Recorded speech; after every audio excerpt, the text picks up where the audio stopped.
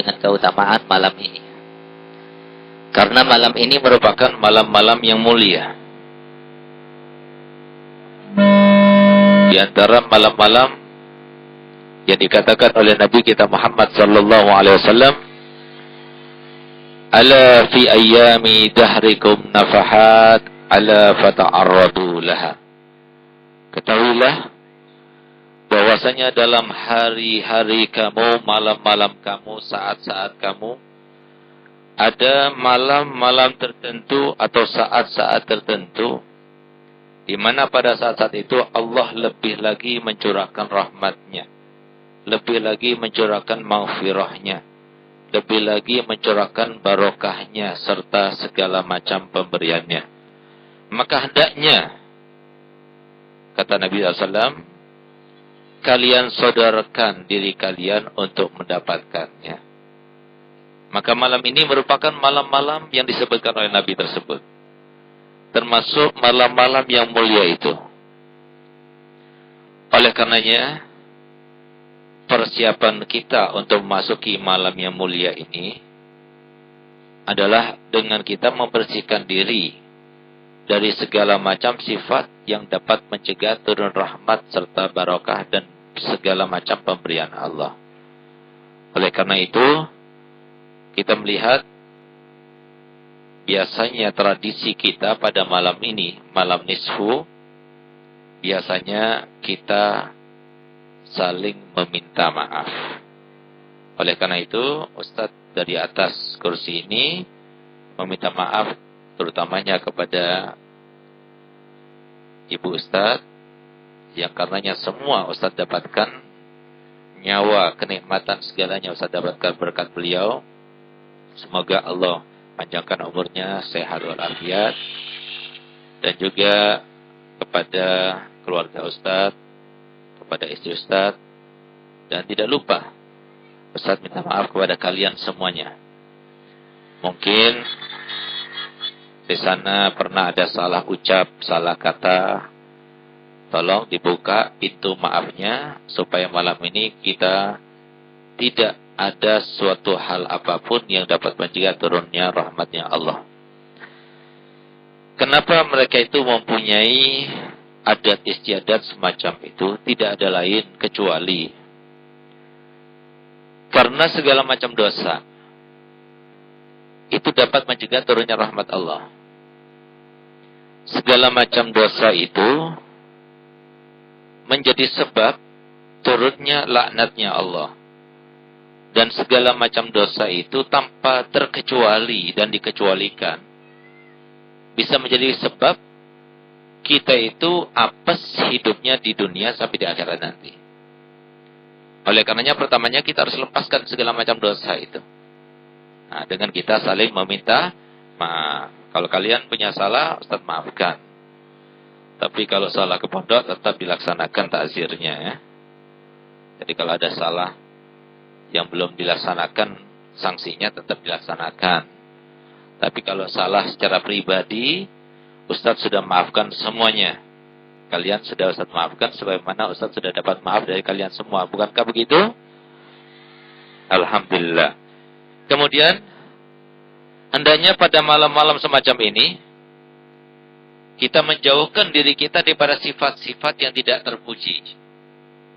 Yang memang sudah jelas-jelas akan menjadi sebab kita itu termasuk yang dilaknat oleh Allah Ta'ala dan tidak mendapatkan pemberiannya. Termasuk mereka yang durhaka pada orang tua, yang durhaka kepada suaminya, yang memutuskan tali silaturahminya. Dua orang yang tidak saling tegur sapa melebihi 3 hari 3 malam. Dan yang kelima adalah mereka yang suka mengkonsumsi minuman keras ataupun narkoba, itu juga termasuk yang tidak akan mendapatkan apapun pada malam ini. Semoga kita berdoa tidak ada satupun di antara kita semacam itu insyaallah. Dan kita juga berdoa kepada Allah Ta'ala semoga keluarga kita yang di rumah sana juga termasuk yang tidak salah satu golongan daripada golongan yang 5 itu. Sehingga kita pada malam ini mendapatkan kemuliaan yang luar biasa. Kenapa pada malam ini begitu diutamakan? Karena malam ini malam yang luar biasa. Dikatakan di dalam kitab ini, kitab Kanzun Najah was Surur, simpanan sukses dan kebahagiaan. Ketahuilah bahwasanya bulan Sya'ban yang dimuliakan itu termasuk daripada bulan-bulan yang diagungkan. Dan termasuk bulan yang keberkahannya sangat masyhur. Kebaikannya sangat mengalir. Kalau kita bertobat di bulan ini, termasuk taubat yang paling diterima. Jadi kesempatan. Di tempat ini, setelah kita mendengarnya, kita bertobat kepada Allah dari segala macam dosa. Dari segala macam akhlak yang tidak baik. Dari segala macam perilaku yang tidak baik. Kemudian, dan melakukan ketaatan pada bulan Sya'ban ini, termasuk daripada perniagaan yang pasti akan menguntungkan. Baca salawat, bagus. Baca Al-Quran, baik. Berbuat apa saja daripada macam-macam kebaikan. Di bulan Sya'ban semuanya itu dilipat gandakan pahalanya. Karena bulan Sya'ban ini merupakan bulannya Nabi kita Muhammad SAW. Akan tapi lebih daripada itu semuanya, malam ini adalah malam yang paling menentukan. Apa itu? Malam ini adalah malam pengangkatan amal. Dan malam ini pula, malam di mana Allah telah menurunkan godoknya yang berada di Lauhil Mahfuz ke Ummul Kitab ke Sama'ud Dunia. Segala macam yang akan kita alami setahun depan, semuanya ditentukan malam ini. Dan semua yang kita lakukan setahun yang sudah berlalu, 2 jam yang lalu itu, sekarang sudah ditutup dan diletakkan di tempatnya di atas langit yang ke-7. Jadi pengangkatan amal itu ada per hari, ada per minggu, ada per bulan, dan ada per tahun, dan ini adalah per tahun. Malam ini adalah malam yang per tahun itu. Maka kita harapkan, semoga dengan berkumpulnya kita di rumah Allah, membaca Yasin sebanyak 3 kali tadi, maka semoga ditutup amal kita dengan baik. Tidak dibawa ke atas sana kecuali dosa yang tertulis dosa semuanya dihapus oleh Allah Ta'ala. Dan dirubahnya menjadi kebaikan semuanya. Kalau Allah berkehendak, semuanya itu bisa terlaksana. Kenapa? Semua kehendak Allah. Semuanya kehendak Allah. Maka oleh karena itu, hendaknya kita itu harus sadar. Ke depan ini adalah suatu perjalanan manusia yang sangat sulit. Kita itu harus merasa bahwasanya misi kehidupan kita di dunia ini adalah mensinergikan segala macam tindakan dan ucapan serta perilaku dengan apa yang diajarkan oleh Nabi Muhammad SAW. Dengan apa yang dikehendaki oleh Allah SWT. Itulah maksud tujuan kita. Jangan kita bergerak kecuali dengan ridha Allah. Jangan kita bertindak kecuali dengan payung syariat Nabi Muhammad SAW. Siapa yang semacam itu, demi Allah, dia beruntung. Tapi yang tidak seperti itu, demi Allah, dia akan sengsara. Camkan baik-baik. Jangan salah kaprah. Jangan salah persepsi. Jangan salah memahami. Untuk apa kita hidup? Biar kita paham. Proses kita ada di dunia ini adalah awalnya Allah SWT yang maha agung, maha perkasa, maha mulia, maha pengasih dan maha penyayang, adalah suatu simpanan yang sangat berharga. Sebagaimana difirmankan dalam hadis qudsinya, kuntu kanzan mahfiyan. Aku ini adalah sebuah simpanan kebaikan yang tidak ada satu orang pun yang bisa mengetahuiku, dan tidak ada satu makhluk pun yang hidup yang tahu akan perihalku. Fa'uhibbu an u'rafa. Maka aku ingin supaya diriku itu dikenal. Tujuan Allah menciptakan langit dan bumi. surga dan neraka, manusia dan jin, setan dan malaikat, dan semua macam yang diciptakan itu adalah supaya kita mengetahui ada Allah. Camkan baik-baik. Dimanapun kita berada ada Allah. Tuhan kita yang menciptakan kita semuanya. Allah yang harus diminta ridhonya. Allah yang harus dilaksanakan semua hal karena Allah. Tidak ada tujuan lain kecuali karena Allah. Itulah tujuannya, maksudnya. Allah menciptakan kita semua li'u'rafa, supaya aku diketahui. Jangan sampai kita itu merasa bodoh dengan keberadaan Allah.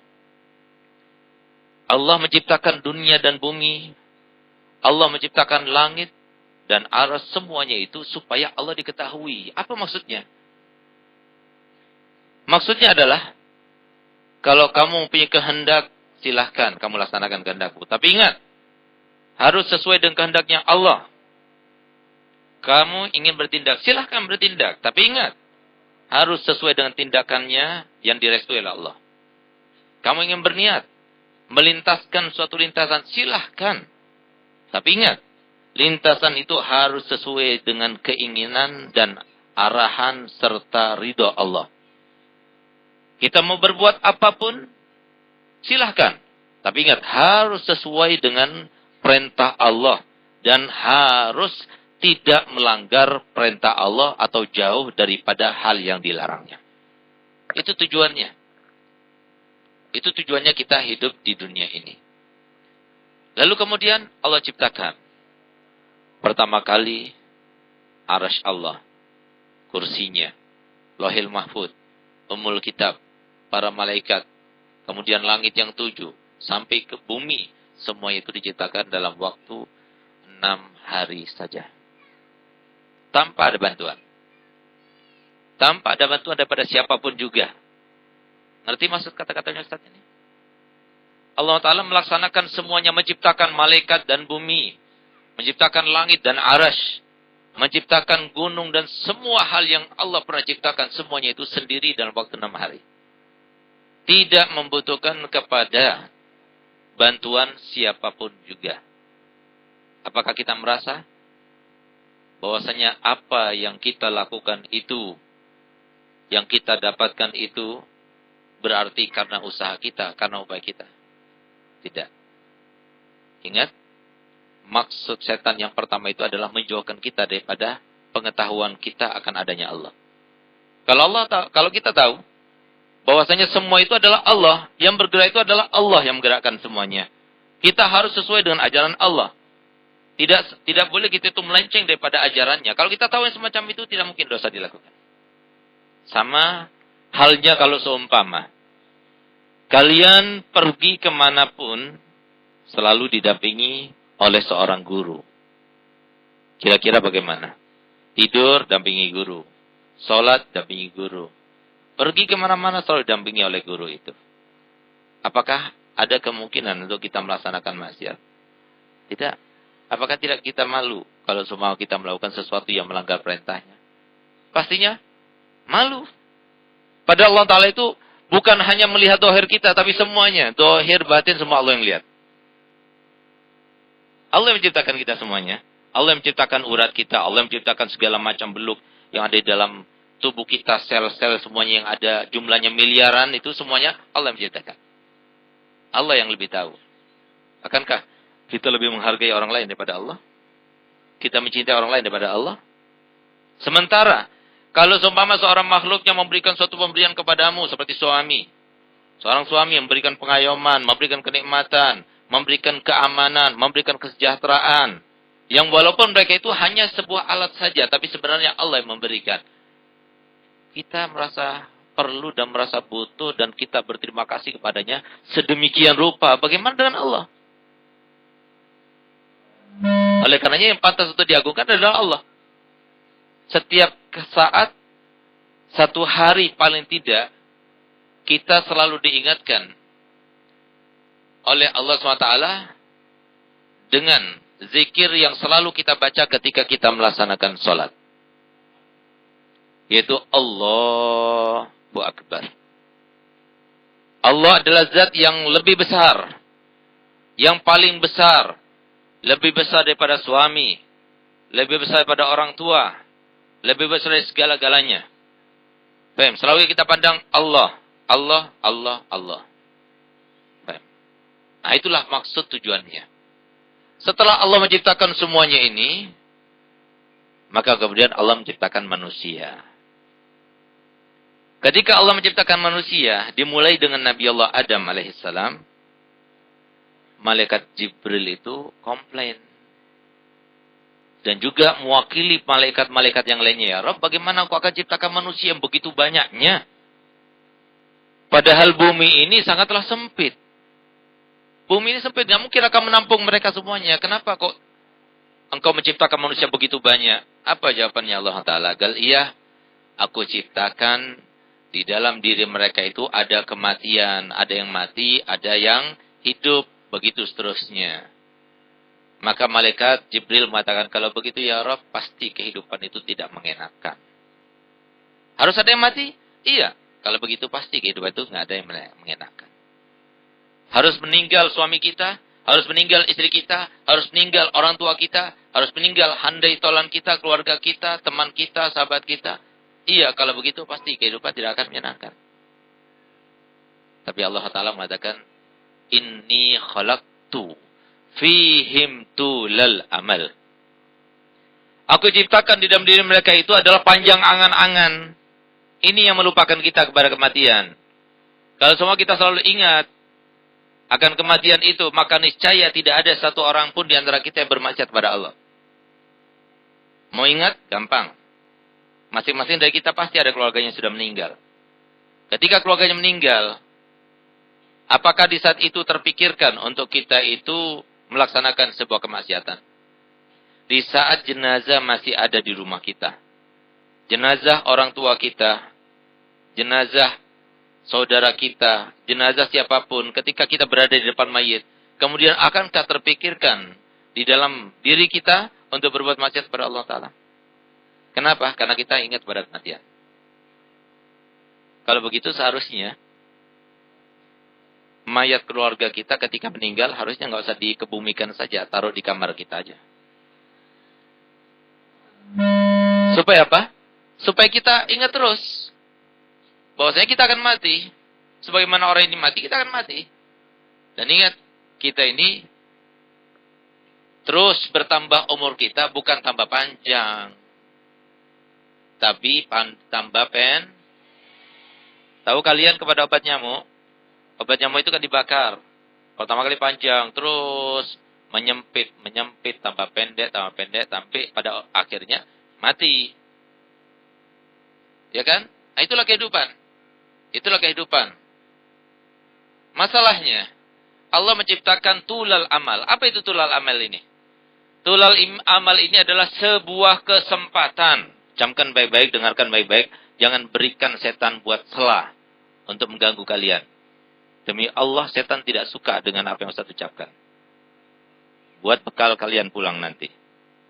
Paham? Ingat. Kalian pulang menuju ke neraka, bukan surga. Kalian pulang menuju kepada lingkungan yang sangat luar biasa. Dahsyatnya, sangat luar biasa berpengaruhnya. Sedikit orang yang bisa selamat.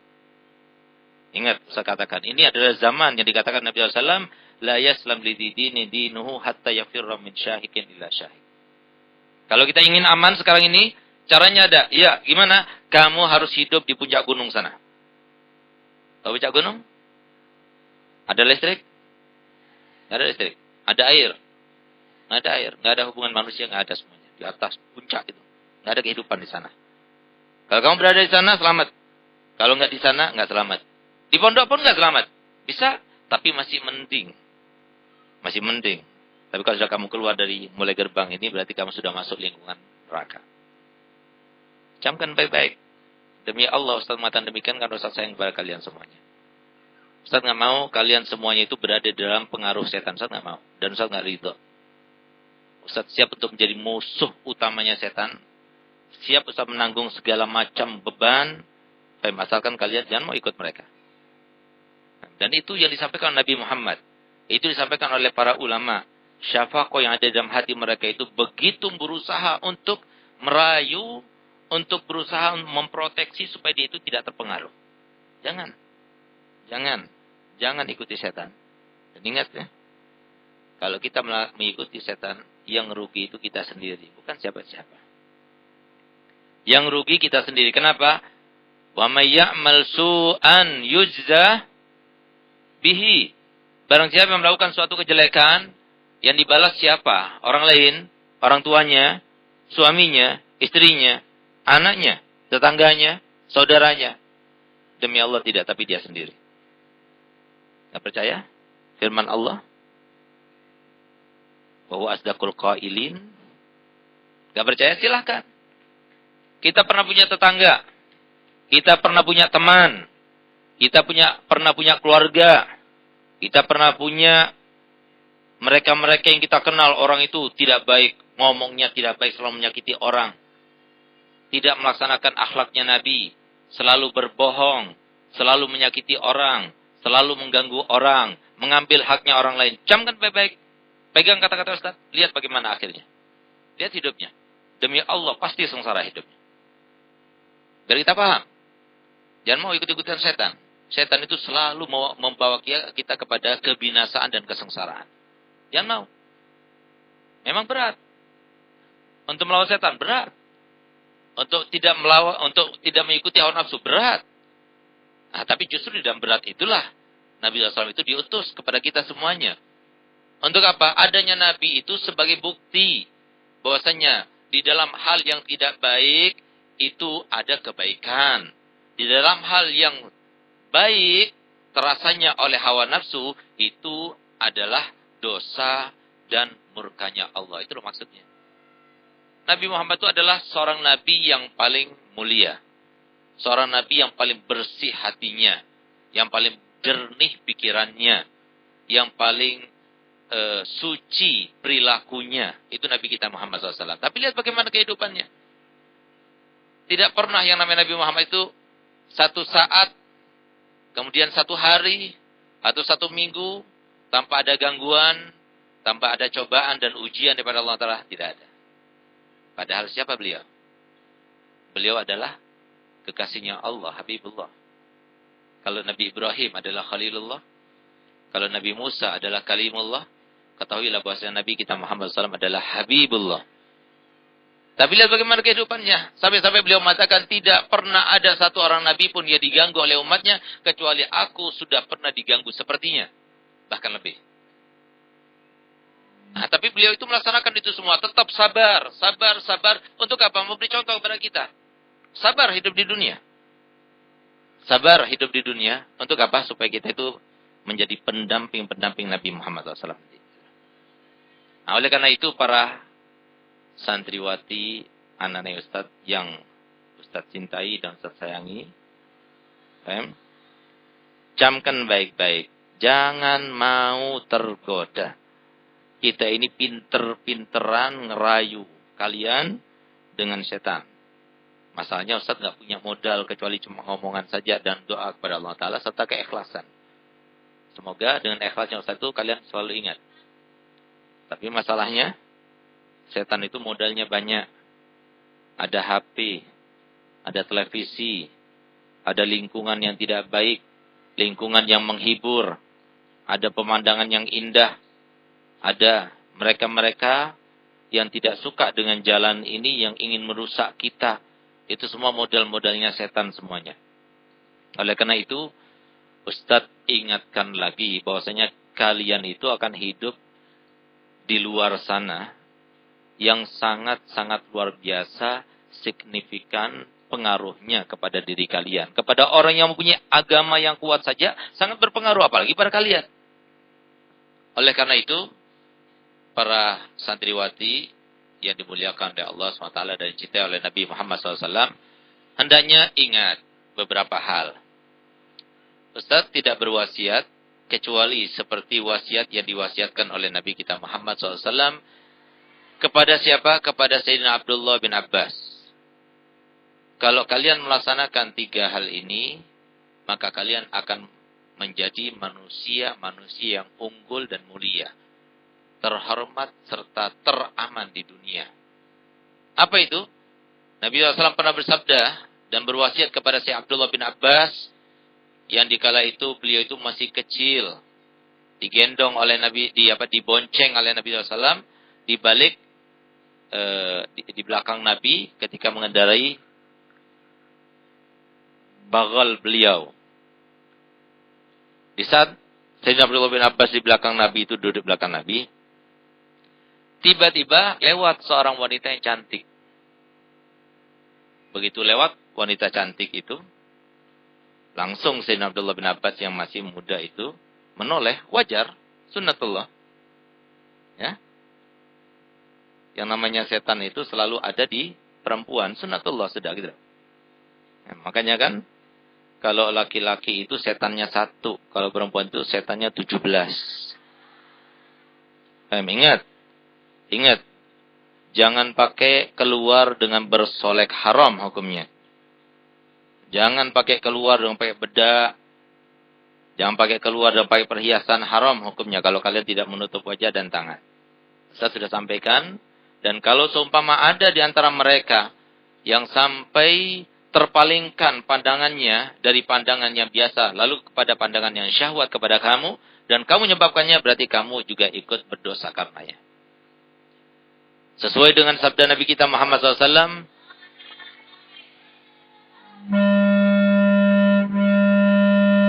man a'ana ala khairin, atau riwayat ala birrin, kana lahu mislu ajrihi la yanqusu min ajrihi syai'. Barang siapa yang membantu seseorang dalam kebaikan, maka dia itu juga akan mendapatkan seperti pahalanya, tidak kurang, sedikit pun enggak kurang. Tapi sebaliknya, wa man a'ana ala wizrin au ala ma'siyatin kana alaihi wizruha la yanqusu min auzariha syai'. Dan barang siapa yang membantu orang lain untuk berbuat maksiat, ini namanya orang laki-laki senang pada lihat wajah-wajah perempuan. Nah, tapi wajah-wajah perempuan itu wajah perempuan yang tidak baik. Mau dilihat sama laki-laki semuanya? Paham? Ya, kadang sama satpam, sama ini, kernet, semuanya mau dilihat. Demi Allah itu perempuan-perempuan yang enggak suci itu namanya. Perempuan yang suci itu adalah perempuan yang diperlihatkan wajahnya dan auratnya hanya bagi suaminya. Itu perempuan yang suci. Tapi ini tidak. Sengaja dia itu keluar dengan pakaian yang stil, berhias, berdandan, kesian deh, gatel namanya. Ya. Jadi kalau sudah pengen kawin, bilang sama Ustaz, kasih fotonya, Ustaz carikan. Tapi bukan cara seperti itu, jual murah seperti itu, ya Allah, jual murah. Alhamdulillah Ustaz punya istri, Ustaz Fauzia keluar pakai, terus tutup. Nggak mau.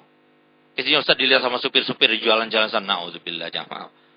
Ustaz punya harga diri. Ustaz punya kemuliaan. Nah, dan Alhamdulillah, beliau termasuk yang mengikuti neneknya Sayyidatuna Fatimah Zahra. Di mana Sayyidatuna Fatimah Zahra hampir dikatakan tidak pernah terlihat wajahnya. Selalu menutupi wajahnya. Walaupun itu tidak kita wajibkan di sini. Tapi terserah kalian mau melaksanakan iya, nggak melaksanakan juga iya. Dan mulai sekarang kita biasakan hidup untuk tidak pernah mendengar apa katanya orang. Gak enak apa katanya orang. Kata Habibullah Haddad, man balan nas mata. Orang kalau selalu mempedulikan orang, akhirnya matinya sumpak. Mau mati sumpak? Matinya orang sumpak itu matinya murung. Lihat wajahnya itu mayatnya isian deh murung gitu. Emang orang itu bayar berapa sama kita? Kok gak enak sama orang? Bayar berapa orang itu? Menggaji kita berapa emang? Gak ada gajinya, gak ada upayanya, gak ada kebaikannya kepada kita kalau kita gak enak sama orang. Gak enak itu sama Allah. Yang kita cari ridhonya Allah, bukan ridho manusia. Manusia itu cuma dikendalikan oleh Allah. Kalau sudah Allah ridho kepada kita, maka seluruhnya akan ridho kepada kita. Kalau Allah sudah cinta kepada kita, maka seluruhnya akan cinta kepada kita. Kalau Allah sudah menghendaki kita dan kebaikan, maka seluruhnya akan memberikan kebaikan kepada kita. Semuanya di Allah. Di yang satu saja, bukan siapa-siapa. Enggak. Siapa bilang? Kalau seumpama aku tidak baik kepada suami, tidak baik kepada orang tua, tidak baik kepada keluarga, tapi kepada orang lain baik, maka berarti itu akan memberikan kebahagiaan kepadaku. Siapa yang bilang semacam itu? Cari contohnya. Cari contohnya. Kenapa yang namanya mereka-mereka yang berbuat dusta, berbuat nista, berbuat dosa, dan berbuat kemaksiatan demi kemaksiatan yang tidak mengikuti ajaran Nabi Muhammad SAW itu, lihat wajahnya saja lain. Memang bukan semua orang yang melihat wajah semacam itu, tapi orang tertentu. Tapi lihat wajahnya, begitu melakukan dosa aja, sekali aja sudah wajahnya itu sudah hitam. Itu sudah dosa. Kelihatan. Nah, kenapa demikian? Karena memang dimurkai Allah Ta'ala. Nah, oleh karena itu, camkan baik-baik. Ini wasiatnya Nabi. Apa kata Nabi SAW? Yang pertama, ittaqillah haitsuma. Bertakwalah kepada Allah dimanapun kamu berada. Dimanapun kita berada, di situ ada Allah. Nggak ada Allah itu, nggak ada tempat yang tidak ada Allahnya. Anda mau cari tempat yang tidak ada Allahnya, di mana? Nggak ada. Di dalam hati kita ada Allah. Dalam pikiran kita ada Allah. Di tempat kita ada Allah. Dimanapun kita berada, Allah melihat kita. Siapa yang paling dekat kepada Allah, siapa yang paling mengenal kepada Allah, dialah yang paling beruntung di dunia sampai di akhirat nanti. Tapi kalau orang yang paling melupakan Allah, nggak kenal sama Allah, dia adalah orang yang paling rugi. Sampai berbuat dosa, berdusta, dan sebagainya, dikiranya Allah tidak tahu. Kesian deh. Dia itu telah mencelakai dirinya sendiri. Menyengsarakan dirinya sendiri. Camkan baik-baik. Sedangkan arti takwa itu sendiri adalah melaksanakan semua perintah Allah dan menjauhi segala larangannya. Selama ada perintah Allah, laksanakan. Dan semua perintah Allah itu tidak baik dan tidak dirasa menyenangkan oleh hawa nafsu. Salat enak? Salat enak? Jangan berkata bohong. Salat enak tidak? Terpaksa sholat apa tidak? Terpaksa. Pengennya tidur. Buktinya kalau lagi kamu head, lihat. Dibanguni, bangun subuh, head. Ini. Jadi biar kita tahu, semua melaksanakan akhlak yang baik, apalagi semua macam ibadah, apapun bentuknya pasti melaksanakan itu tidak enak. Nggak enak, umroh, nggak enak, capek. Harus kita itu menjaga diri, nggak boleh ini, nggak boleh itu, nggak boleh ini, dan sebagainya. Nggak enak. Nggak ada ibadah yang enak. Ibadah apa yang enak? Kawin, apalagi tanya sama yang sudah kawin tuh. Susah. Kenapa? Kenapa? Hah? Dengar semuanya? Dengar. Jangan berbicara. Dengarkan semuanya buat bekal kalian pulang. Paham? Jadi bertakwalah kepada Allah SWT. Bagaimana caranya bertakwa kepada Allah? Caranya bertakwa kepada Allah adalah dengan melaksanakan, dengan memaksakan diri kita. Paksakan diri kita. Wa nafsu in tuhmilhu syabba'ala. Wa in taftimhu. Jadi yang namanya nafsu itu sama seperti anak kecil. Kalau seumpama dia itu dibiasakan nyusu, nggak disapi, sampai umur 10 tahun pun juga nyusu masih gitu. Iya. Sama seperti hawa nafsu. Adakah di antara bayi yang menyusu, kemudian dia itu meninggalkan menyusu kepada ibunya itu tanpa disapi dulu? Ada? Ada enggak? Nggak ada. Nggak bakal ada. Sama hawa nafsu juga seperti itu. Harus lawan. Harus sholat. Malam ini harus bangun malam. Eman. Malam ini doa dikabulkan oleh Allah Ta'ala. Bangun malam, harus bangun malam. Walaupun tidur sebentar, besok bisa tidur lagi. Jadi lawan seperti itu. Ibadah harus kita lawan. Semua perintah Allah harus kita laksanakan. Dan perintah Allah tidak banyak. Lebih banyak larangan Allah ketimbang perintahnya. Perintah Allah itu adalah kita harus sholat, harus zakat, harus puasa, harus haji dan umrah jika mampu. Allah memerintahkan untuk kita berbakti pada orang tua, berbakti pada suami, menghormat kepada tetangga, menghormat kepada tamu, menjaga perasaan sesama. Allah memerintahkan untuk kita tidak sampai mengambil haknya orang lain. Allah memerintahkan kita untuk tidak menzalimi orang. Itu adalah perintah-perintah Allah. Sedangkan larang-larangannya, iya, lebih banyak memang. Oleh karenanya sabar terhadap taat itu enteng, tapi yang berat itu adalah sabar untuk tidak melakukan sesuatu yang dilarang. Itu adalah sulit. Sabar kamu di pondok, Itu berat, tapi masih enteng. Daripada sabar kamu tidak pulang ke rumah. Kalau semua ada peraturan baru, bagi yang masuknya di tahun ini nggak boleh pulang. Gitu. Nah, ini kan ada dua hal. Ada tuntutan pulang, ada tuntutan menetap. Menetap itu perintah. Pulang, larangan. Beratan mana? Melakukan larangan itu yang paling berat. Kalau kamu jalan dari mulai depan pondok sampai pulang ke rumah, sampai ke rumah kamu, itu banyak setan-setan di jalanan. Ya kan? Bahkan di bis pun juga ada setannya. Di mana-mana pun ada setannya. Sekarang itu seperti itu. Gimana caranya supaya kamu itu tidak melihat sana, melihat sini. Sudah kangen nih, mata nggak pernah lihat cowok sana, cowok sini misalnya gitu. Ustaz kan, ini kan talbis iblis. Jadi segala macam tipuan-tipuan iblis itu memang sengaja diasupkan dalam diri kita. Kita harus lawan. Gimana caranya? Ada satu orang datang kepada guru. Guru itu seorang mukasyif. Maka dia katakan, tadi kamu melihat perempuan sekian kali. Karenanya, keimanan kamu berkurang sekian persen. Menangis dia. Kalau dia tahu bahwasanya ini adalah sesuatu yang mengurangkan apa yang harusnya dia dapatkan, maka dia pasti akan menangis. Tapi kemudian, dia bertobat, menyesal. Lalu dia bertanya kepada gurunya, guru gimana caranya supaya saya jalan tidak menoleh sana, menoleh sini. Karena godaan terbesar itu kan perempuan. Godaan terbesar bagi perempuan adalah laki-laki. Itu biasa, manusia normal semacam itu. Itu setan yang dilihat. Ngerti tidak? Dengarkan baik-baik. Akhirnya apa kata gurunya? Begini caranya. Kamu pergi ke pasar. Bawa kopi ini. Kopi ini dibawa ke pasar. Awas ya. Jangan sampai tumpah. Sedikit pun jangan. Ketika naik lift. Ketika berjalan di tempat yang halus jalaninya ataupun yang kasar. Jangan sampai ada yang jatuh. Ketika naik mobil. Turun dari mobil. Jangan ada yang jatuh. Sedikit pun jangan. Kalau jatuh. Ada muridku di situ.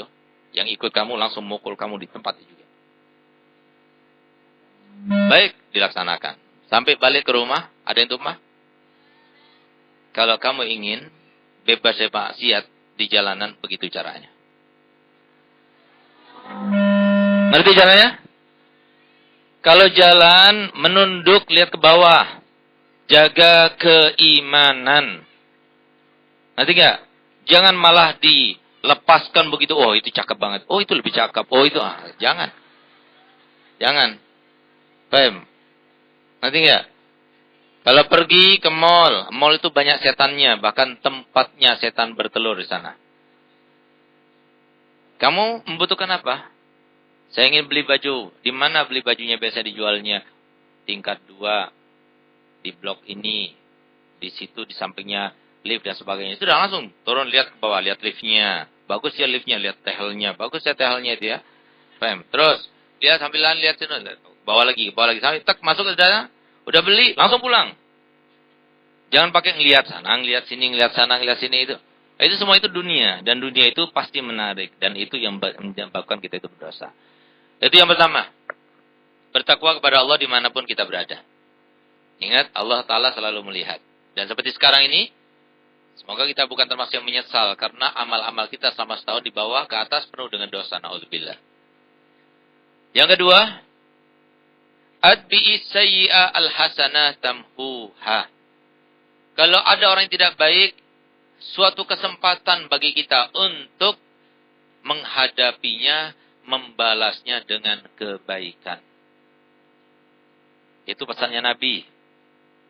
Bukan pesannya Ustaz, pesannya Nabi.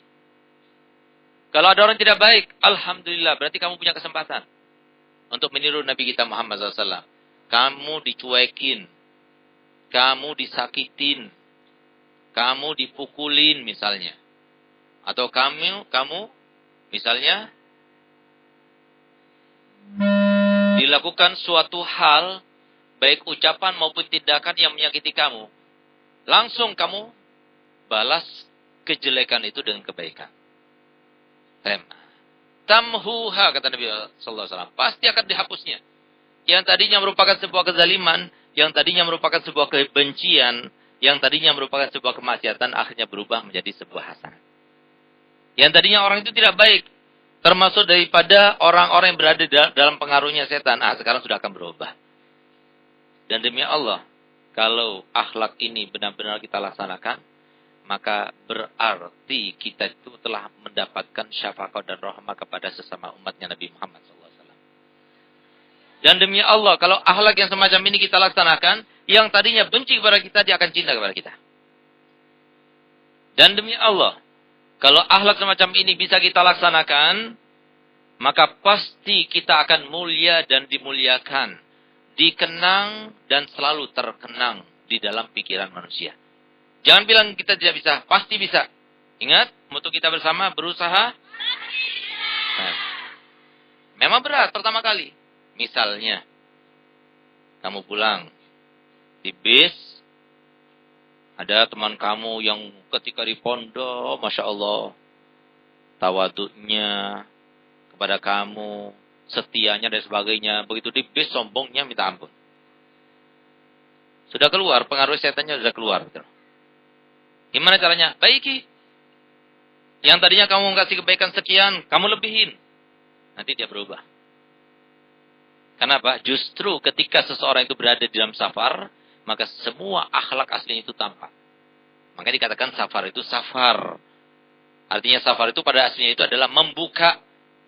Sehingga dikatakan musafir itu, kenapa? Karena orang yang melakukan bepergian itu semuanya terbuka sifat aslinya.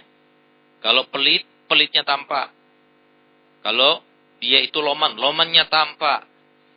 Kalau dia itu jahat, jahatnya tampak. Kalau matanya itu suka melihat kepada laki-laki, maka tampak pada saat itu. Nah, itu makanya dikatakan safar. Nanti enggak, semoga kalian yang tampak dengan kebaikan. Semoga kalian akhlaknya di luar lebih baik daripada akhlaknya di pondok. Bukan malah sebaliknya, jangan sampai dikatakan ini orang mulai pondok langsung akhlaknya jelek. Na'udzubillah. Jarang sih yang semacam itu, jarang. Cuma na'udzubillah jangan sampai terjadi semacam itu. Ngerti gak? Dan ini banyak contohnya. Contohnya banyak. Imam Hasan Al-Basri. Suatu waktu datang satu orang. Dia mengatakan kepadanya, tahu nggak? Ada satu orang tadi di pasar. Ngumpulkan banyak orang dan memfitnah kamu. Mengata-ngatai kamu. Menggibah kamu. Memfitnah, menghinakan kamu. Benar apa yang kamu ucapkan? Kalau benar. Kalau begitu dia merintahkan muridnya beli buah-buahan di pasar, ditaruh di nampan, kemudian dikasih surat. Suratnya apa isinya? Maaf teman, saya tidak bisa membalas kebaikanmu, kecuali hanya buah-buahan ini saja yang bisa aku beli untukmu. Dia heran. Kok orang itu memfitnahnya, kok malah dibalas dengan kebaikan seperti itu? Subhanallah, begitu dikatakan seperti itu, maka langsung kemudian dia itu datang pada Imam Hasan Basri dan menjadi orang yang sangat mencintai Imam Hasan Basri. Coba lihat Nabi Muhammad. Itu kan Imam Hasan Basri, umatnya Nabi Muhammad. Coba lihat Nabi Muhammad. Lebih lagi menjadi sebuah tauladan bagi kita. Ingat kan bagaimana dalam sejarah disebutkan, Nabi kita Muhammad SAW itu hampir setiap hari pergi ke Ka'bah untuk melaksanakan ibadah sholat kepada Allah SWT. Di jalannya ada seorang Yahudi yang memang Abu Jahal itu menyewanya untuk melakukan suatu pekerjaan yang sangat keji kepada Nabi Muhammad SAW. Apa itu? Untuk meludahi Nabi dari arah dekat. Coba sama Ustadz nih. Kalian datang mendekat pada Ustadz, sangkanya Ustadz dia mau bawa kopi yang mulai tadi tak tunggu-tunggu gitu. Tiba-tiba langsung meludahi wajahnya Ustadz. Kira-kira gimana? Ini Nabi Muhammad sudah tidak menyangka sama sekali. Karena Nabi Muhammad tidak pernah ada satu orang pun yang memanggil. Kecuali beliau langsung datang. Siapapun dia. Anak kecil atau dewasa. Perempuan atau laki-laki. Kafir atau muslim. Semuanya pasti diiyakan permintaannya dan panggilannya oleh Nabi SAW. Dan setiap ada orang yang memanggil beliau, pasti jawabannya adalah labbaik. Subhanallah, itu Nabi kita Muhammad SAW. Nabi Muhammad berjalan, melewati rumahnya. Ditunggu sama Yahudi ini. Begitu Nabi Muhammad lewat, Yahudi itu melihat Nabi lewat, maka dipanggilnya. Galia Muhammad, labbaik, kemarilah. Datang. Nabi Muhammad datang. Begitu mendekat kepada Yahudi itu, apa yang dilakukannya di ludahnya? Coba rasakan. Apa perlu dibuktikan? Hah? Apa perlu dibuktikan? Kira-kira bayangkan gimana kalau itu terjadi pada diri kamu, gitu loh. Nabi Muhammad menggosoknya, kemudian tersenyum kepadanya, lalu dia membiarkannya dan meninggalkannya. Coba lihat. Tidak membalasnya. Kamu katakan, oh ini rugi yang semacam ini. Tambah jadi itu orang. Kalau kita biarkan, tambah jadi. Paham? Itu kan perkataan setan yang semacam itu. Setan itu pas pinter yang semacam itu. Paham? Sampai dia itu melupakan yang akan menanggung dosanya itu siapa? Kita sendiri. Sehingga kita ini paling Ustaz cobaan Ustaz itu yang paling besar itu berjumpa dengan orang-orang yang tidak percaya dengan syariat Nabi Muhammad dan apa yang disampaikan oleh Nabi Muhammad SAW. Disangkanya kalau dia itu berbuat maksiat itu, yang mendapatkan dosa, mendapatkan balasan itu orang lain. Padahal dia sendiri. Dia sendiri, nggak mungkin orang lain. Dia sendiri. Nah, jadi jangan sampai kita merasa bahwasanya kalau dosa itu tidak ada imbasnya. Ada imbasnya. Rugi dong kalau kita itu mau berdosa, karena kita sengsara. Kita nggak mau menjadi sebab sengsara untuk keluarga. Kita nggak mau menjadi sebab sengsara untuk anak-anak kita, enggak. Kita ingin seperti Ustadz ini merasa bangga dengan kedua orang tua Ustadz. Demi Allah, apa yang Ustadz alami sekarang semua karena orang tua. Demi Allah. Semua yang Ustadz dapatkan. Bukan karena siapa-siapa, bukan karena amalnya Ustadz, tidak. Tapi karena orang tua. Dan Ustadz pantas mendapatkan semacam ini. Kenapa? Bukan keinginan Ustadz semacam ini. Karena orang tua. Setiap orang tua itu berkeinginan anak-anaknya menjadi anak yang berbakti, anak yang manfaat kepada manusia. Bukan keinginan Ustadz. Keinginan orang tua. Semuanya karena orang tua. Coba lihat. Kalau kita bermaksiat, tidak akan sampai kepada orang tuanya. Tapi orang tuanya mendengar, cuma sedih saja dia. Oleh karenanya, demi Allah, paling sulit kita itu menghadapi orang yang tidak beriman kepada Allah dan kepada syariat. Dia sangka bahwasanya dosa itu tidak akan membahayakannya sampai dia dengan sengaja mengambil haknya orang lain. Dengan sengaja dia itu sombong pada orang lain. Kesian, orang ini tertipu. Dia lupa bahwasanya Allah Ta'ala sudah bersumpah dalam Al-Quran. Di mana Allah Ta'ala menceritakan tentang sumpahnya syaitan. Wa izzatika wa jalalika la'awiyannahum ajma'in. Demi zatmu yang agung ya Allah, aku akan jerumuskan mereka semuanya. Di dalam ayat lain Allah Ta'ala mengabadikannya. La'udanna lahum siratakal mustaqim. Thumma la'atiyannahum min baini aidihim wa min khalfihim. Wa an aimanihim wa an syama'ilihim. Dan aku akan jadikan mereka itu sama sekali tidak akan tertarik. Apalagi sampai berjalan di dalam jalan yang lurus. Tidak, aku akan cegah mereka. Dan aku akan datangi mereka dari arah depan mereka. Dari arah belakang mereka. Dari arah kanan mereka. Dari arah kiri mereka. Aku akan datang dari segala segi. Supaya orang ini tidak mau berbuat ketaatan. Itu maksudnya, tujuannya. Mau kita ditipu-tipu begitu? Tujuannya satu saja. Apa itu? Supaya kita menjadi teman-temannya kelak di neraka. Ada yang mau? Jangan mau. Kita ini adalah WWSC CPR. Kita itu anak Dalwa. Kita ini adalah kecintaannya Nabi Muhammad SAW. Jangan mau. Jangan mau ditipu. Katakan kepada dia, no. Katakan pada dia, tidak. Lawan dia, lawan.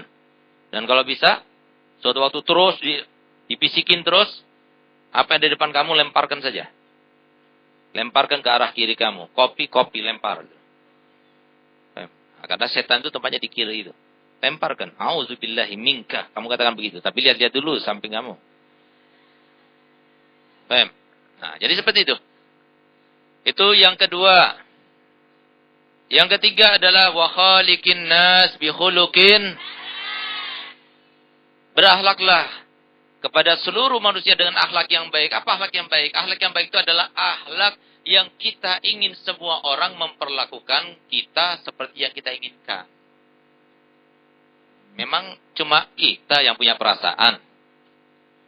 Memang cuma kita yang tidak ingin disakiti. Memang cuma kita yang tidak suka orang lain itu sombong kepada kita. Sama, orang lain juga sama. Bentuknya sama tidak? Matanya berapa kamu? Lubang hidungnya berapa? Hidungnya? Satu, sama kan? Telinganya berapa? Hatinya. Hatinya 2. Kakinya berapa? Perutnya? Sama. Nggak ada beda. Sama, perasaan juga sama. Demi Allah sama. Apakah ada di antara kalian yang mau disakiti? Adakah di antara kalian yang ingin dimarahin? Adakah di antara kalian yang ingin diculak matanya? Adakah di antara kalian yang ingin dijambak rambutnya? Adakah di antara kalian yang ingin disengkot? Adakah di antara kalian yang ingin diberikan hadiah? Adakah di antara kalian yang ingin diberikan kopi? Adakah di antara kalian yang diberikan handphone? Mau apa tidak? Kalau sudah siap, mau. Kalau belum siap, tidak mau. Kapan siapnya? Saat siapnya nanti kalau sudah kawin. Sekarang belum siap. Paham? Adakah di antara kalian yang suka untuk dihibur? Adakah di antara kalian yang suka untuk dimanja? Untuk dipuji? Adakah di antara kalian yang suka untuk dibohongin? Jangan bohongin orang. Itu akhlak yang baik. Gitu loh. Ngerti nggak? Makanya Rasulullah bilang, al-muslimu mir'atul, al-mu'minu mir'atul. Setiap orang itu adalah kaca buat dirinya. Paham? Kenapa? Karena kita itu kalau tidak melihat ke kaca, kita tidak tahu. Harus kaca. Makanya lebih baik mana kita itu melakukan uzlah atau berkumpul dengan manusia. Kalau kita siap, lebih baik kita uzlah. Kalau kita tidak siap, lebih baik jangan uzlah. Siap tidaknya itu bagaimana kita itu menjadikan mereka kaum muslimin itu sebagai kaca kita. Kalau kita sudah bisa melihat diri kita di dalam diri mereka, berarti kita sudah siap. Silakan uzlah.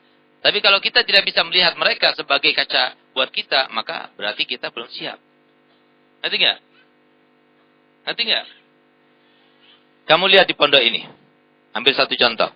Kadang-kadang kalau contoh itu tidak logis, tidak masuk akal, tidak dapat dicerna oleh pikiran, kita tidak percaya. Karena apa? Setan itu selalu, senjatanya itu seperti itu. Saya katakan, ada di antara anak pondok, yang sama sekali dia tidak pernah melakukan kesalahan atau hal-hal yang menyakitkan teman-temannya. Ada, nggak usah disebutkan oleh Ustadz nama-namanya. Karena apa? Kalau Ustadz sebutkan, itu berarti membantu setan untuk menjerumuskannya. Ustadz nggak mau membantu setan. Kalian tahu, ada di anak-anak Alia yang dia itu nggak pernah ganggu orang, nggak pernah. Senyum terus, membantu orang, nggak pernah ganggu orang dan sebagainya. Ya kan? Selalu menyenangin orang. Coba lihat kehidupannya. Di mana-mana dihormati, dimuliakan. Kalau punya makanan, anak-anak selalu dia ingin mengutamakan untuk dirinya. Ustadznya menyebut namanya. Mulia, di mana-mana mulia. Itu loh, yang terjadi seperti itu. Coba lihat kita, kalau tidak baik. Tetangga ngomongin. Kerabat ngomongin. Suami kita ngomongin. Teman-teman suami kita ngomongin. Anak-anak kita bahkan ngomongin. Akhlaknya tidak baik. Pantas, kenapa? Ngikuti siapa? Setan yang selalu diomongin itu. Kalau ikut Nabi Muhammad, ya enggak bakal seperti itu. Ikut Nabi Muhammad selalu dipuja, selalu dipuji. Sampai meninggalnya pun setelah meninggal selalu dikenang. Sayang Fatimah dikenang. Sayang Khadijah selalu dikenang. Dari sekian ribu orang nih, 1000 lebih, ada yang bisa seperti saya punya ibu yang Ustaz banggakan? Nggak ada. Nggak usah jawab. Ustaz bilang nggak ada. Faham? Dan Ustaz belum pernah melihat perempuan sesolehah seperti ibu Ustaz. Ustaz bangga. Faham? Nah, coba. Ada di antara kalian seperti itu? Gimana di antara kalian seperti itu? Beliau Qurannya gimana? Hatinya gimana? Kebaikannya gimana? Lomanya gimana? Ibadahnya gimana? Sampai detik ini. Kalian ngomongin orang, marah-marah sana, marah sini, sebagainya. Apa bedanya? Berapa kali kamu itu diomongin orang yang tidak baik? Sama, itu adalah biratul mukmin. Kalau kamu baik, pasti dipuji orang. Itulah maksudnya Nabi SAW ketika ditanya, apakah akhlak yang baik? Akhlak yang baik itu adalah bagaimana cerminan orang setelah kamu itu bertindak dan berucap ucapan itu. Kamu berkumpul sama orang, kamu ngasih sesuatu pada orang lain. Lalu kamu pergi, orang itu bilang apa? Ya Allah, baiknya itu orangnya, Masya Allah. Itu akhlak yang baik. Tapi kalau sama kamu itu marah-marah, mendelik matanya, sudah jelek mendelik lagi matanya. Nggak pantas tahu. Yang semacam itu, Nanti orang itu bilang, ih, kenapa sih orang, ih, ada ihnya aja sudah nggak enak dengarnya. Ya kan? Itu akhlak tidak baik. Jangan dilakukan. Karena apa? Manusia itu adalah sebuah saksi bagi Allah nanti. Kita ini sebagai saksi. Kalau kita mengatakan, ini orang baik, pasti baik di sisi Allah. Tapi kalau tidak baik, tidak baik. Jadi camkan baik-baik, ikuti kata Ustaz. Kalau kita baik, yang merasakan kebahagiaannya itu kita sendiri. Imbasnya kepada keluarga. Seperti Ustaz dihormati orang, dimuliakan orang, menjadi orang soleh karena imbasnya orang tua. Nah, tapi begitu pula kalau kita tidak baik, imbasnya kepada keluarga. Oh, ini anaknya fulan, pantas orang tuanya begitu. Mau jadi mantunya, na'udzubillah. Bisa jadi seperti itu. Nah, karena apa? Yang bikin salah siapa? Yang bikin salah dia sendiri. Dia nggak mengikuti ajaran Nabi Muhammad. Kalau ikuti ajaran Nabi Muhammad, sudah tahu. Ajaran Nabi Muhammad SAW itu adalah membawa kebahagiaan, membawa kesejahteraan, membawa keamanan, dan membawa kesentosaan. Itu pasti, 4 itu pasti. Yang ikut Nabi Muhammad pasti sejahtera. Sholat 5 waktu, puasa, tidak ada pelarangan-larangan yang dilaksanakan, yang ditinggalkan. Berakhlak yang baik kepada orang, lihat hidupnya. Pasti bahagia. Pasti bahagia. Nah, tapi kalau sudah ada yang tidak mengikuti ajaran Nabi Muhammad, paham? Suruh kita itu menghormat kepada guru, dia nggak hormat. Akhirnya celaka. Ya celaka beneran, pasti. Guru itu sama seperti orang tua. Bahkan Imam Waqi mengatakan bahwasanya inni la ufaddilu syaihi min walidi. Aku ini akan lebih utamakan guruku ketimbang ayahku.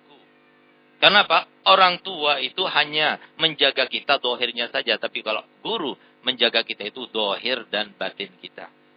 Oleh karenanya nggak ada yang namanya mantan guru itu. Dan ketahuilah, itu berdasarkan pengalaman. Dan pengalaman itu merupakan suatu guru yang sangat-sangat berguna. Apa itu? Kita melihat anak-anak murid yang masih mengingat kepada jasa Abu Hasan Baharun dengan tetap menghormat kepada kita. Begitu pula murid-murid kita yang sudah alumni tapi tetap ada hubungan sama kita. Tidak lupa dengan kita. Ketika kita datang, mereka datang menghormat dan sebagainya. Hidupnya bahagia. Hidupnya senang.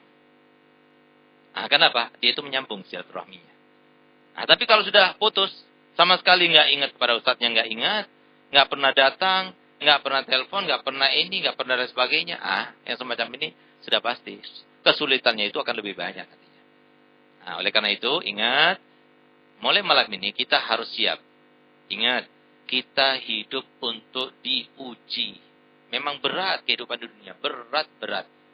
Dan demi Allah, untuk berakhlak yang baik itu tidak enak. Berakhlak yang baik tidak enak. Rasulullah kan berpesan yang ketiga itu, wa khaliqin nas bihuluqin hasan. Tidak gampang itu. Semua orang bisa melaksanakan, gak gampang. Mau tawaduk pada orang, gak gampang. Mau bantu orang lain, gak gampang. Mau minjemi orang lain, gak gampang. Mau berkata dengan tutur yang kata yang baik, gak gampang. Mau berbakti pada orang tua, tidak gampang. Mau menghormat kepada tamu dan tetangga, tidak gampang. Semuanya itu sulit. Nah, tapi kalau kita berusaha terus melawan hawa nafsu, maka nanti akan menjadi gampang. Ingat, itulah tujuan kita hidup. Tujuan kita hidup seperti itu. Oleh karenanya, di dalam Al-Quran, tujuan hidup itu sudah dijelaskan. Di dalam beberapa ayat, camkan baik-baik. Jangan mau kita peduli kepada bisikan setan itu yang selalu menjerumuskan kepada kita. Dan semoga kita dijaga. Paham? Allah Ta'ala firman, ahasiban nas an yutraku ayyaqulu amanna wa hum la yuftanun. Camkan baik-baik. Ahasiban nas an yutraku an yaqulu amanna wa hum la yuftanun. Apakah semua manusia mengira bahwasanya mereka itu hanya dituntut untuk mengatakan aku Islam, ini loh KTP ku Islam. Lalu mereka tidak diuji, mereka tidak dicoba. Walaqad fatanna alladzina min qablikum. Walaqad fatanna alladzina min qablihim. Paham? Padahal kami itu sudah menguji orang-orang yang sebelum kita. Itu cerita-cerita yang disampaikan dalam kitab-kitab yang disebutkan dalam Al-Quran itu akan cerita-cerita orang yang masa lalu. Mereka diuji. Nabi Muhammad diuji, sahabat diuji. Sayyidina Urwah bin Zubair, ingat, dicoba. Bahkan cobanya sangat berat. Dalam 1 hari cobanya itu langsung.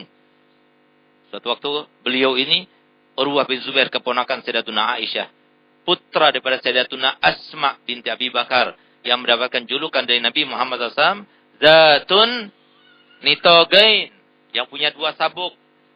Beliau ini kalau melaksanakan sholat maka lupa segalanya, seperti tembok, seperti pohon yang sama sekali tidak bergerak, sampai-sampai yang namanya burung-burungan itu hinggap di atas kepalanya, hinggap di atas pundaknya, dari saking khusyuknya beliau ini.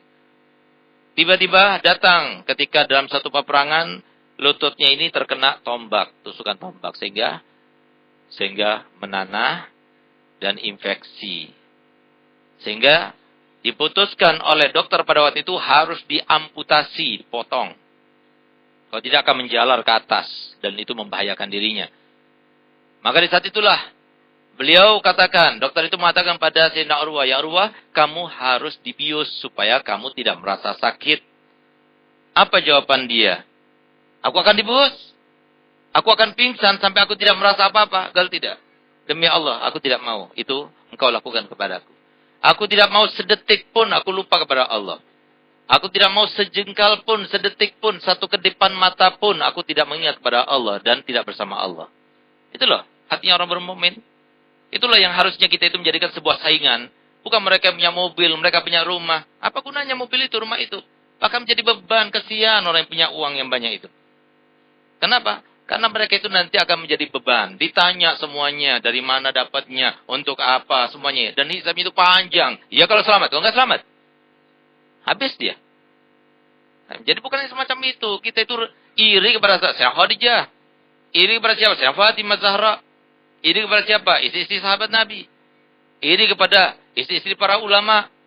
Kepada wanita-wanita salihah. Iri kepada Sayyidatuna Sultanah binti Ali Az-Zabidi. Iri kepada Sayyidah Khadijah.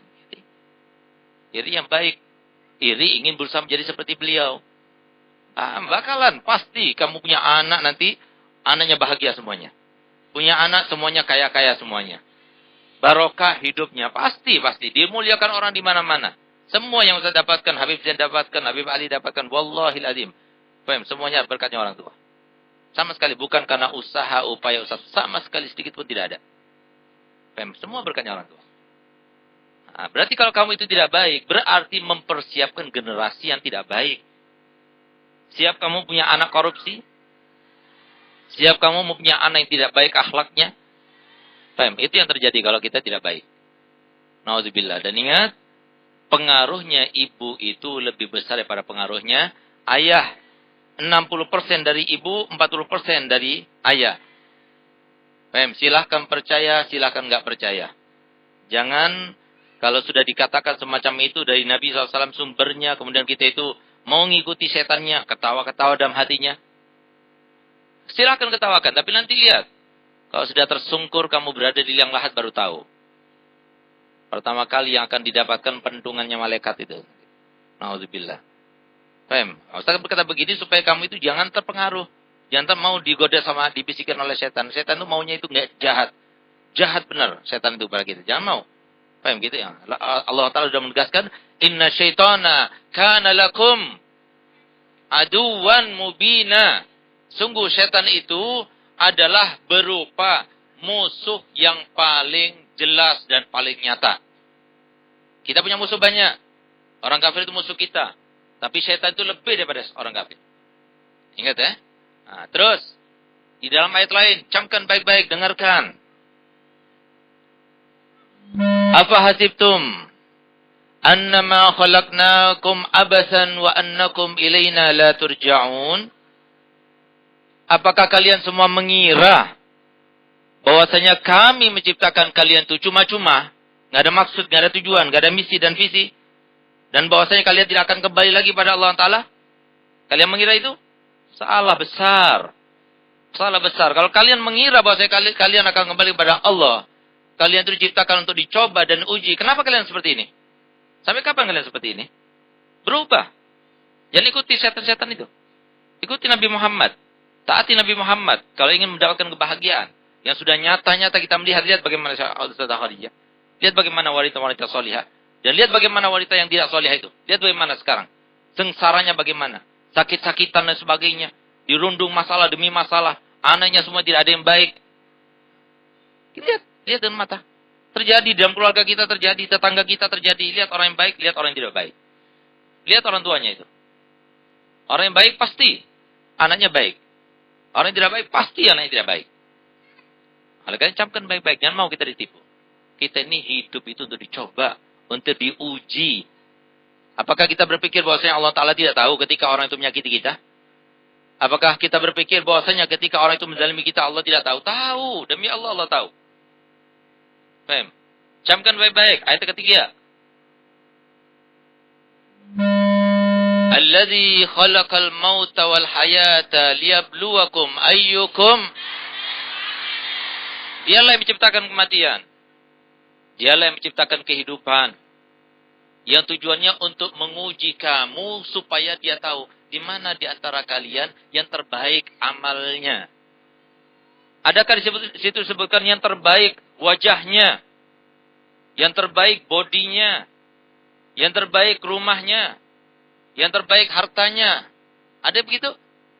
Tapi apa? Yang terbaik apanya? Amalnya. Itu loh maksudnya seperti itu. Kalau kita meninggal dunia semua orang muji kita. Kita meninggal dunia dikenang selalu akhlak kita. Itu loh. Itu orang yang termasuk yang berhasil. Dan semoga kita termasuk semacam itu. Camkan baik-baik. Dengarkan ayat yang keempat. وَلَنَبْلُوَنَّكُمْ حَتَّى نَعْلَمَ الْمُجَاهِدِينَ مِنْكُمْ وَالصَّابِرِينَ. Dan pasti akan kami coba. Lam itu lam takkid. وَلَنَبْلُوَنَّكُمْ. Pasti akan kami coba kalian. Dengan keluarga, dengan tetangga, dengan ucapan, dengan harta, dengan rasa sakit, dan sebagainya. Untuk apa? Hatta na'lama sampai kami benar-benar tahu. Siapa di antara kalian yang melawan hawa nafsunya? Untuk mengikuti jejakku. Itu mengikuti arahanku, kata Nabi Muhammad. Dan sampai Allah benar-benar tahu siapa di antara kita yang sabar. Lalu camkan baik-baik ayat yang kelima.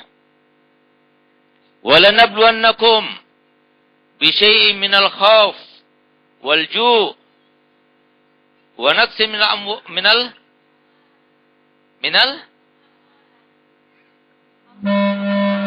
وَالْأَنْفُسِ وَلَنَبْلُوَنَّكُمْ بِشَيْءٍ مِنَ الْخَوْفِ وَالْجُوعِ وَنَقْصٍ مِنَ الْأَمْوَالِ وَالْأَنْفُسِ وَالثَّمَرَاتِ وَبَشِّرِ الَّذِينَ إِذَا أَصَابَتْهُمْ مُصِيبَةٌ قَالُوا. Nah, itu. Itu yang kelima penutup. Jadi katanya Allah Ta'ala, kami coba kalian itu dengan ketakutan. Takut omongan orang. Takut nggak dapat ini, takut nggak dapat itu. Takut masa depan. Itu ketakutan itu termasuk ujiannya Allah. Jangan salah, tahu? Minal khauf, walju, lapar. Takut nggak bisa makan. Kasihkan sama orang, nanti bakal datang adanya. Gantinya itu pasti datang. Jangan takut. Itu semua takutan-takutan semacam itu memang Allah ciptakan untuk apa? Untuk nyoba kita. Kalau kita berhasil, kita akan sukses. Wa naqsim minal amwal. Kurang harta. Jangan takut. Kurang harta itu bisa menjadi lebih baik buat kamu. Kurang hartanya itu berarti hartanya mau disucikan. Mau dibersihkan. Kurang hartanya itu supaya kamu itu dihapuskan dosanya. Itu maksudnya. Semuanya baik keputusan Allah. Nggak ada yang nggak baik. Sabar. Paham? Itu cobaan Allah, ujian Allah. Wal anfus. Orang tua meninggal. Baik. Anak meninggal. Baik. Nggak ada yang nggak baik. Sabar. Itu ujian Allah. Wasamarat. Begitu pula. Buah-buahan berkurang. Makanan berkurang. Apa yang kita punya. Jantung hati kita, anak kita meninggal dan sebagainya. Itu cobaan. Itu ujian. Paham? Sabar. Lalu Allah Ta'ala mengatakan, wabashiris sabirin. Tapi berikan kabar gembira bagi orang yang sabar. Makanya beruntung kalau orang itu menjadi orang yang sabar. Kenapa? Ma'u'tiya ahadun akbar wa'adamu minas sabri. Tidak ada satu orang pun yang mendapatkan karunia dari Allah lebih besar daripada kesabaran. Orang yang sabar, berarti orang itu hebat. Berarti orang itu paling nikmat hidup. Siapa orang yang sabar? Alladzina idza asabathum musibatun qalu inna lillahi wa inna ilaihi raji'un. Tahu maksudnya artinya itu? Jangan cuma ngomongnya doang. Kemarin burung bionya Ustadz yang bilang cewek-cewek assalamualaikum tuh meninggal dunia. Inna lillahi wa inna ilaihi raji'un, ya kan? Ya kan? Tadi arwananya Ustadz makan tikus masa? Arwana bisa makan tikus, tuh hebatnya arwananya Ustadz. Gitu. Kalau sudah mati, dilepaskan, dibuang. Jadi sudah dapat 3 sudah. Pernah makan tikus 3. Gitu. Tikusnya mati. Inna lillahi wa inna ilaihi raji'un. Ya kan? Ya kan? Iya apa tidak? Apa maksudnya? Karena Rasulullah SAW mengatakan bahwasanya setiap kita itu tertimpa musibah. Bukan hanya meninggal orang. Tertimpa musibah langsung katakan inna lillahi wa inna ilaihi raji'un. Apa maksudnya? Hei, ketahuilah, sadarlah. Wahai manusia, bahwasanya apa yang kamu miliki, apa sih yang kamu miliki? Inna lillah. Semuanya itu ada milik Allah. Nyawa kamu itu milik siapa? Milik Allah. Badan kamu milik siapa? Milik Allah. Kenapa badan itu nggak bisa didonorkan? Karena bukan milik kita. Bagaimana kita akan jual? Orang ini bukan milik kita. Paham? Ini titipan. Titipan ini. Kalau saya meninggal, milik ahli waris. Kalau saya jual, ya milik yang membeli. Kalau saya berikan, ya milik orang yang mendapatkan pemberian itu. Titipan. Bukan milik Ustaz. Bukan. Titipan Allah. Ilmu. Bukan milik Ustaz. Rumah. Bukan milik Ustaz. Statusnya sekarang, iya. Namanya milik Ustaz. Tapi itu milik Ustaz. Paham? Itu cuma pinjaman, titipan. Paham? Inna lillahi. Semuanya itu milik Allah. Apa kita punya? Apa yang kita punya? Nyawa. Yang hanya 1 lembar. Punya siapa? Punya Allah juga. Buktinya, banyak orang mati. Padahal dia nggak mau mati dulu. Kalau memang itu miliknya dia, ya jangan mati dong. Nah, itu kan milikku. Kok mau diambil sih? Harusnya begitu. Tapi mereka nggak bisa menolak. Berarti itu bukan milik mereka. Milik siapa? Allah sudah tahu begitu. Kok kamu marah-marah sih? Sama seperti ini. Ini punya siapa? Ya Ustaz, kamu ambil. Titip ya. Ustaz mau ambil wudhu. Akhirnya setelah wudhu, Ustaz mau ambil lagi. Jangan. Ini kan punya aku. Loh. Saya tuh Ustaz ambil langsung meronggot mukanya. Loh, kok meronggot sih? Ini punya siapa emangnya? Badan kamu diginikan sama orang, disengkat dan sebagainya. Milik siapa itu?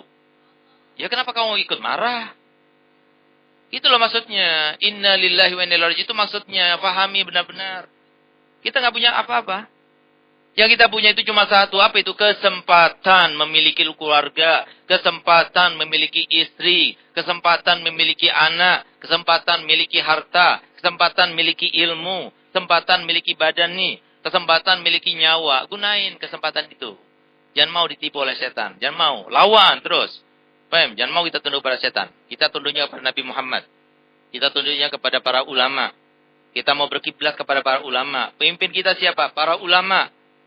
Jelas sudah. Paham? Setan tidak. Nah, dengan seperti itu, insyaAllah kalian termasuk yang selamat. Nah, hanya kita minta kepada Allah Ta'ala. Semoga kita termasuk yang dicintai oleh Allah. Kalau sudah kita dicintai oleh Allah Ta'ala, maka semua perilaku kita tidak akan dihiraukannya. Begitulah seorang kekasih dengan yang dicintainya. Ya Allah, jadikanlah kami sebagai orang-orang yang kau cintai, ya Allah. Kami datang ke pondok ini tidak ada lain niat kami untuk membersihkan diri kami. Membersihkan jiwa kami. Membersihkan diri kami daripada akhlak-akhlak yang tidak baik. Ya Allah, bantulah kami untuk meraih apa yang kami inginkan, ya Allah. Ya Allah, jadikanlah diri kami sebagai tambatan rahmat-Mu, ya Allah. Tambatan nadrah-Mu, ya Allah. Tambatan cinta kekasih-Mu Nabi Muhammad SAW. Ya Allah, jadikanlah kami berbeda dengan perempuan yang banyak sekarang di luar sana, ya Allah. Ya Allah, jadikanlah kami termasuk yang bangga dengan anak-anak kami, ya Allah. Yang dibanggakan oleh anak-anak kami dan keluarga kami, ya Allah. Dan jangan jadikan kami ini adalah beban bagi mereka, ya Allah. Ya Allah, jangan jadikan kami sebagai beban untuk mereka, ya Allah. Nggak di dunia maupun di akhirat nanti, ya Allah. Ya Allah, kemuliaan-Mu, kerahmatan-Mu, kasih sayang-Mu melebihi daripada semua dosa-dosa kami. Walaupun sebesar apapun, sebanyak apapun, masih lebih banyak rahmat-Mu. Lebih banyak ridha-Mu. Lebih banyak kasih sayang-Mu kepada kami, ya Allah. Dengan kasih sayang-Mu itu, dengan rahmat-Mu itu kami meminta, ya Allah. Jadikanlah kami semuanya tidak meninggalkan tempat ini, kecuali semua dosanya diampunkan, ya Allah. Semua penyakit hati yang tidak baik dalam hatinya, ya Allah. Hilangkan, ya Allah, semuanya, ya Allah. Jadikanlah kami sebagai wanita-wanita, sebagai hamba-hamba-Mu yang sangat dicintai oleh kekasih Muhammad. Berikan kami kesempatan. Di dunia ini, ya Allah, kami melihat wajah Nabi Muhammad SAW. Di dunia ini, ya Allah, sebelum di akhirat nanti, kami memandang wajah Nabi Muhammad SAW. Di dalam tidur kami, maupun dalam keadaan jaga kami, ya Allah. Jadikanlah kami sebagai anak-anak yang sangat berbakti kepada orang tua kami. Jadikanlah kami sebagai anak yang paling diridhoi oleh kedua orang tua kami, ya Allah. Sehingga dengan begitu kami benar-benar mendapatkan ridha-Mu dan ridha-Mu berada dalam genggaman kami ya Allah. Ya Allah, jadikanlah kami sebagai orang tua yang baik bagi anak-anak kami kelak ya Allah. Dan jadikanlah kami sebagai anak-anak yang baik bagi kedua orang tua kami ya Allah. Ampunkan segala macam kesalahan kedua orang tua kami yang sampai sekarang ini kami berada karena kasih sayang keduanya ya Allah. Maka kami meminta dan memohon, berikan kasih sayang-Mu, rahmat-Mu kepada mereka, kepada kakek moyang kami ya Allah, sebagaimana mereka telah memberikan kasih sayang itu kepada kami semasa diri kami masih kecil dulu ya Allah. Ya Allah, jadikanlah kami semuanya ya Allah begitu pulang nanti dijaga daripada fitnah akhir zaman, fitnah lingkungan, fitnah harta, fitnah internet, fitnah HP, fitnah televisi, dan fitnah semua hal yang ada di dalam era globalisasi ini ya Allah. Ya Allah, jadikanlah kami sebagai pendai-pendai yang sangat dibanggakan Nabi Muhammad SAW. Yang melaksanakan dakwanya karena Allah wa fillah walillah. Dan tidak ada maksud kecuali karena untuk meraih ridha-Mu ya Allah. Ya Allah, jadikanlah kami seorang alim yang mengamalkan dengan ilmunya.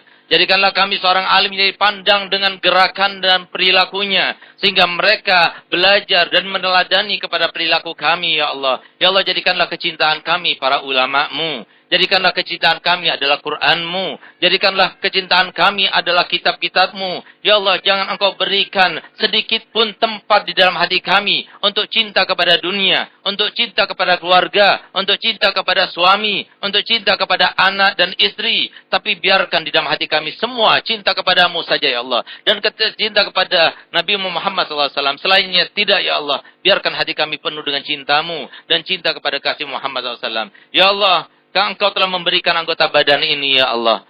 Dan kami telah menikmatinya ya Allah. Maka jangan jadikan Engkau berikan kemudahan bagi kami untuk menggunakannya untuk kemaksiatan ya Allah. Berikan kami kemudahan untuk menggunakannya untuk melaksanakan segala macam ketaatan dan kebaikan kepadamu ya Allah. Halangilah kami daripada perbuatan-perbuatan yang nista dan dosa ya Allah. Sehingga Engkau termasuk yang mendekat di dalam hati kami. Dan hati kami menjadi tambatan daripada pandangan rahmat-Mu ya Allah. Ya Allah, jadikanlah kami sebagai anak-anak yang begitu dibanggakan oleh keluarga. Sebagai istri yang solihah. Sebagai istri yang dibanggakan oleh suami. Sebagai ibu yang solihah. Sebagai ibu yang dibanggakan oleh anak-anak kami. Sebagai nenek yang solihah. Sebagai nenek dibanggakan oleh anak cucu kami. Ya Allah, jadikanlah kami termasuk yang hidup bahagia, dalam keadaan berbahagia. Walaupun ujian apapun yang menimpa, tapi kami mengalaminya dan menjalaninya dalam keadaan bahagia. Karena kami sangat tahu itu adalah ujian darimu ya Allah. Itu adalah cobaan darimu ya Allah. Serta berikanlah keyakinan kepada kami bahwasanya segala macam yang Kau tentukan kepada kami, baik merupakan sebuah kenikmatan ataupun merupakan sebuah kenikmatan yang tidak baik kepada kami ya Allah. Berikan keyakinan kepada kami bahwasanya segala macam ketentuan-Mu semuanya baik untuk kami ya Allah. Cuma memori kami yang sangat kecil ini yang mengatakan bahwasanya itu tidak baik dan kami selalu menggebu-gebu untuk melawannya ya Allah. Ya Allah, berikan kami kejernihan hati, berikan kami kekosongan jiwa dan kesucian perilaku ya Allah. Sehingga kami termasuk yang dinaungi dengan rahmat-Mu, inayah-Mu, ma'unah-Mu, hidayah-Mu, serta taufik-Mu ya Allah. Fid dunya wal akhirah. Dan kemudian ya Allah, jadikanlah kami berikan kenikmatan. Kenikmatan yang paling tinggi yang diharapkan oleh setiap seorang mukmin, yaitu meninggalkan dunia yang fana ini. Dunia yang penuh dengan sengsaraan ini. Dunia yang penuh dengan cobaan dan ujian ini. Dalam keadaan meninggal ala husnul khotimah. Dalam keadaan meninggal dalam keadaan husnul khotimah. Dalam keadaan meninggal dalam keadaan husnul khotimah. Rabbana atina fid dunya hasanah. Wa fil akhirati hasanah. Wa qina adzabannar. Wa sallallahu ala sayyidina Muhammadin. Wa ala alihi wa sallam. Walhamdulillahi rabbil alamin. Afdalul dzikri falam annahu la ilaha illallah. La ilaha illallah.